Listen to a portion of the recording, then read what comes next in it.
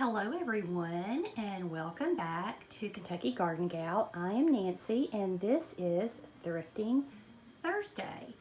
So in this video I'm going to show you the things that I bought. I actually went to two places. A friend of mine was selling some decor on Christmas decor on Facebook Marketplace. So I bought quite a few things from her. And then some other things I picked up at a couple of Goodwill stores. And so I'll go over those things first. This nativity set, is this not absolutely gorgeous? It was $8.99. And when I was at the store, the box was heavily taped up. And I was sort of in a hurry and I went ahead and bought it, just hoping that everything would be there and nothing was broken. But if you keep your receipt, they will return your money if something doesn't work or, I think you may have a month to do it in, but just keep your receipt and you can always take things back. So, excuse me, I also found these GE Christmas lights. Those were $3.99, and if you look around, you can always find an outlet in the store, and I always test everything. So I was able to get these lights and these lights, so $12. $12 for three packages of lights that have never been used. Now, another thing that I love to buy from the Goodwill stores are books. Both my son and I are big readers, and these books at the Goodwill store in Somerset, Kentucky are 99 cents. It doesn't matter if they're hardback, what they are. And if you'll look, this book was originally $25. These are good. The content is good. It's things that Cameron's interested in. They're just in good shape, and all you need to do is take your antibacterial wipes and just wipe the books off.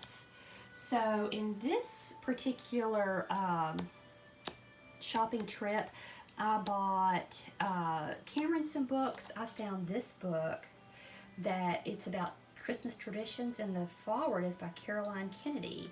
That just looks like a really nice book to sit down and maybe have a cup of tea or coffee and just read some stories.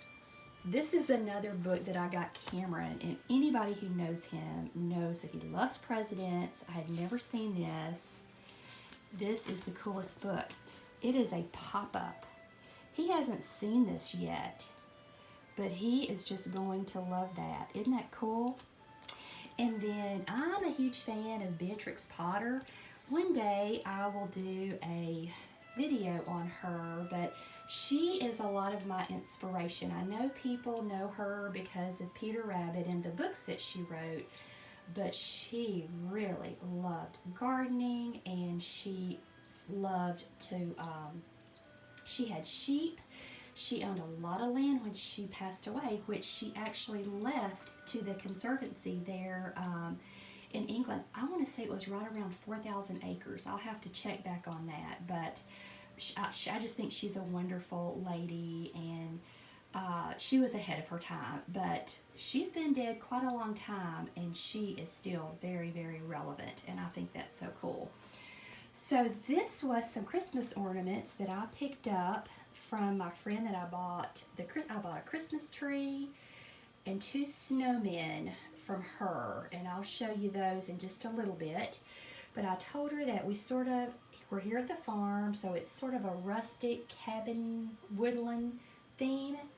And so she sold me all of these decorations. I believe I got these for $15. But these are just so nice. And so now I'm going to get the lights and the decorations on the tree, and I'll show you that. So I have the Christmas tree all decorated, but do you remember these frame prints that I bought on the first video that I did? I found a perfect place for them here at the cabin. So there were two snowmen. If I'm not mistaken, I believe I paid $20 for those. Nothing wrong with them. This is the nativity set. Isn't that beautiful? And you probably recognize the little trees that I picked up on the first video.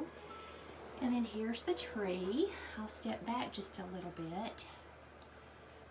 There is the tree with the ornaments from Nancy, the tree from Nancy, and the ornaments or the lights from Goodwill.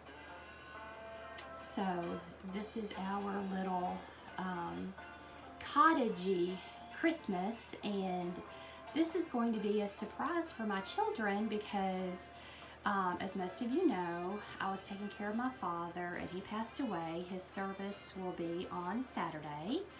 So my family's coming here and I want them to just walk into the house and just feel like a warm hug, because I know this is going to be a hard time for all of us. So if you would indulge me, I'm going to share with you just a little bit about what I'm doing for my father's celebration of life service. And then at the end of this video, I want to put just a few pictures of Dad up and just dedicate this to him. So let me show you what I'm working on for his celebration of life. These are some things that I have gathered. I just sort of set them up in the floor so I could get an idea of how much space I would need. I found his old boots and I wanted to shine those up, and his little belt, and his old suitcase, if that thing could talk. But anyways, I'm sort of working on this, seeing how it's going to go together. I'm going to have to go buy the flowers and, like I said, polish everything up. But this is my dad and I. And life just isn't going to be the same without him. And we just have to go forward and make new memories and remember our heritage, and his legacy is what he taught me. I'm an only child, and so I'm here on the family farm, and which there is some pictures of the tobacco, but that's what raised me. He was a hard worker. He worked in a factory all day, and then he came home at night, and he either was working on tobacco or he was sewing upholstery. But I'm going to put just a few things at the end of this video, a few photographs, and then I want to dedicate this video to him. So thanks everyone for watching. I hope that you will have a blessed week, and if you are thrifting, let me know, and if you find any really great deals, tell us about it. But I hope you have a good rest of the week, and I will see you next week.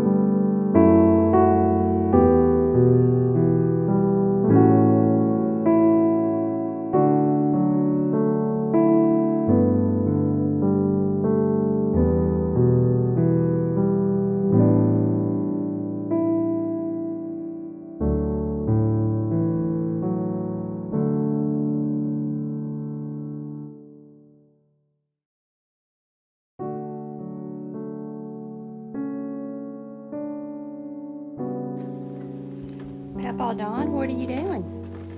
Put a line over here. Plastic line. Fixing a commode to go in your extra bathroom. Yeah, there we go. Got it now.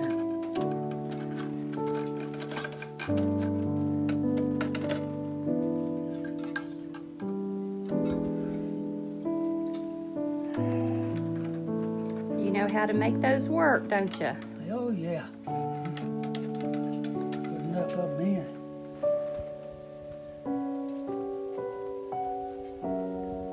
Now your house, I shine yours in just a few minutes. I know, you fixed it, didn't you? Yeah. You know what I mean?